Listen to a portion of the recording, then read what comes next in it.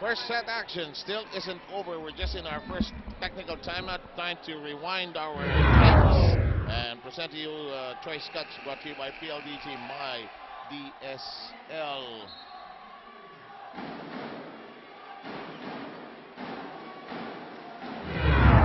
You know, when you're playing UST, and UST has supreme confidence simply because they have weapons on both flanks. The problem now, if you're looking at the way San Sebastian plays, they're looking at each other and they're wondering where the offense will come from. And they have backed down repeatedly in terms of reception here in the first set. That's a tough angle to work with. Carolina's just playing so strongly here. The middle, Boali. Oh, good handling that time by... Oh, Caballejo. Yes, check ball. I think that qualifies a check, yes. And breaks even going the way of the Tigers. And looking at the advantage of UST has, apat ang pagkakamali rito ng San Sebastian sa kanilang service. Yan ang abante rito ng UST here in the first set sa ngayong sitwasyon. Micah Ortiz. Set up job. Roses outside. Against a solitary blocker. Roses went off speed. 18-13 for UST.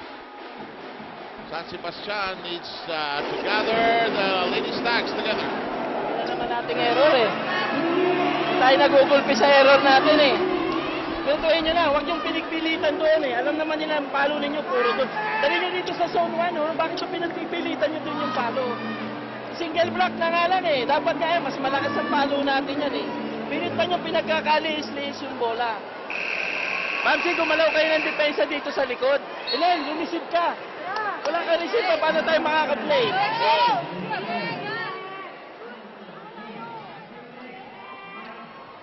Napaka-Pilipino na nung term na yun, mag-receive ka. Ang sama na receive natin. Diba? Ano na yun, na colloquialize na yung term. Na walang, eto na, binubugbog tayo ng error dito eh. Yun ang sinasabi ni Coach Roger eh. Alam mo, for coaches, sometimes you demand your players to listen not only with their ears but with their eyes, so that you will sense that they are really listening and not just hearing what you are trying to emphasize. Napakikli lang ng mga timeout para sa coaches. You always want to make full use of this. Full disclosure, ika nga. Ortiz with a problem there. You know, when you're facing UST, you got to bring everything. Everything. A game, water cooler, and a cool head. And your A game and UST. Rare moment to fumble there. UST has this certain swagger, certain confidence that sometimes gives them a very big psychological advantage over their opponents. But ito na pinaka-veteranong koponan dito na maaring mag-match up sa kumpiyansa at husay ng isang koponan. Bagse, her shot handled well. Benito whips it over one-hander. And Benito in Maculangan. The other way we go with Carolino. Boali keeps it in play. Belen sets it up. Benito, yes! Excellent decision by Belen, and Benito pulling away point number 16 for San Sebastian. And if it's Fun Family Pizza, it's got to be just one place. It's Shakey's. 19-16 tally here. It is Roses serving for a team down at 16. Caballejo, de Maculangan, Balse down the middle. Boali beginning to know how to anticipate Balse's shots. It has to send it over now. Belen set up job. Benito in the air. Boali one-hander. This crowd roaring at every play. Hijack! Hijack! Hijack! Better defense for San Sebastian. Receiving much better, digging much better. Better defense at the net. Down by only 2 points, 17-19. And this is what they needed to sort of perk up their game. Mighty strong, mighty fast, mighty bound block. Sometimes all you need is a run offensively. Para mabuhayan ng loob. Oh, at saka yung defense can be used as offense. Yes! Yes, and Roses enjoying that. It's a one-point game here in the first set. And UST falling into a funk here. Let's listen in.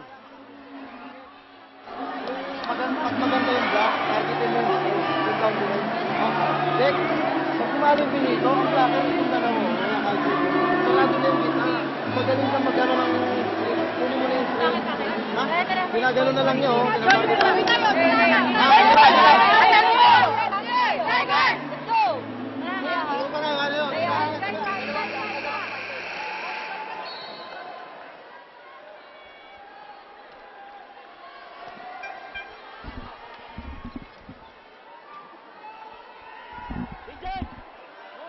Back with us here, Sam Sarmento with Ronnie Magsanok and Andrew Mulia. This is just the first set of what we anticipate to be a long, late afternoon. Somebody, and it was Ann, who I think said last Sunday took them up to 7:30. Ako tingin ko hanggang 9:30 to.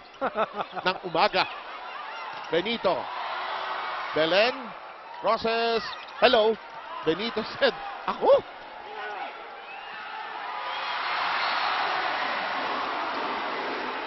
I was about to say, Rubinos has done a masterful job protecting that net for San Sebastian. Instead, Mary Jean Balsec comes out for the 20th point of UST.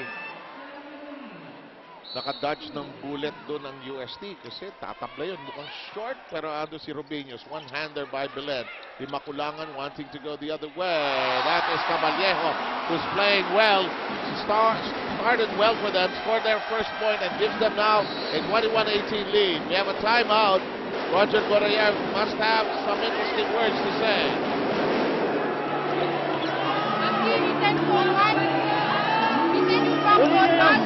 Kunin niyo yung pupunta doon sa zone 1. Kunin mo yung diagonal rito.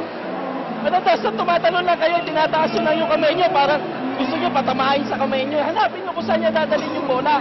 Hindi naman magsasabi yun kung saan niya dadalhin. Kuya, gumalaw ka sa likod, hindi ka tumikot kayo ka eh.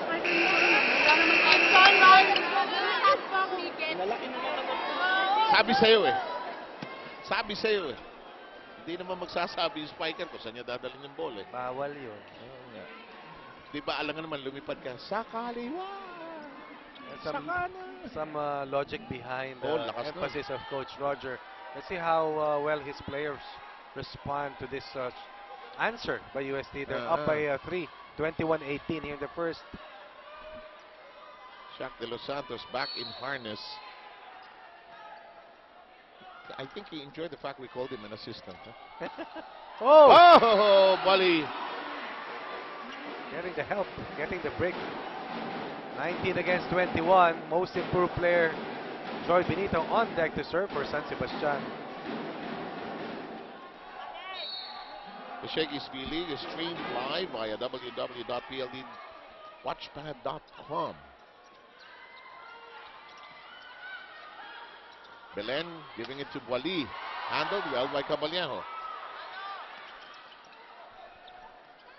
Recycle. 1-point game. Boali, although he hasn't dominated the scoring for San Sebastian, picking up her spot at the right time. 21-20, only 1-point advantage for Uste. Long on the serve, and it comes at a very bad time. Joy Benito hitting it too strongly. That is the 5th service error of San Sebastian in the set. Yet they're only down by 2. Mukhang yun ang difference dito, no? Pepito keeping it airborne. Boali blocked. Excellent defense. Mary Jean Balse, Isa Maizo. What a wall against a superior attacker. And look at this sequence. Great timing. Joining si Jing Balse. Pag-ikot niya, nag-Tiger Woods siya. Oh, fist pump. Yeah, exactly. Robinos. Rosas will track it down. Wally loads up and ends up short. My goodness. Some errors for San Sebastian. Service errors. A little impatience on the side. A point away, it's UST from winning the first set.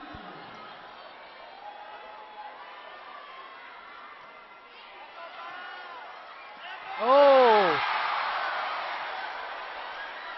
Still in play.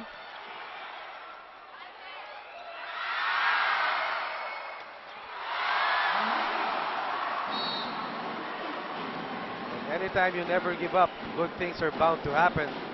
Let's see how well San Sebastian regroups. They're down by 3. And 3 set points din ang hawak dito ng UST. Princess Cruz has been brought back in, and we've got Jeneline Belen all set to serve. It's in play. Oh boy. Maiso just rubbing it in and pouring it on. Escaping with a win in the first set, 25-21. Watch this. Isa Maiso making sure that UST does not suffer any meltdown with this nice hang time move going down the line. What a way for Maiso to end the set for UST.